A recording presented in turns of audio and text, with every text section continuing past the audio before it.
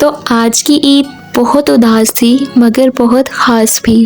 امی ابو کی عمرے پہ جانے کے بعد دل بہت اداس تھا، مگر سچ تو یہ ہے کہ خوشی اس بات کی تھی کہ انہوں نے اپنی زندگی کا پہلا عمرہ عید والے دن ادا کر لیا تھا۔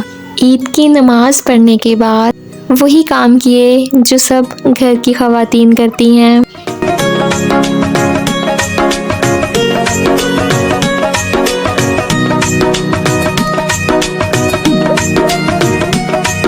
کھانا کھانے، بچوں کو تیار کرنے کے بعد پیکنگ کی اور پھر ہم نکل پڑے جوہر آباد اور خوشاب کی طرف۔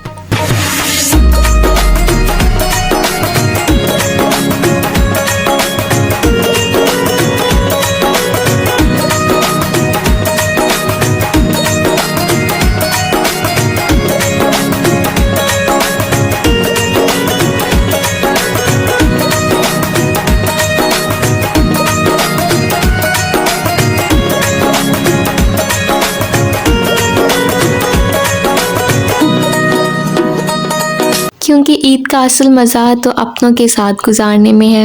اور پھر رات کو ہم سب جب بچوں کے ساتھ میلے پر گئے تو وہاں کا ماحول دیکھ کر دل کھل گیا، اور بچوں نے وہاں پر بہت مستیاں کی، جھولے لیے، اور رنگ برنگے اس میلے نے ہماری اداسی کو تھوڑی دیر کے لیے خوشیوں میں بدل دیا۔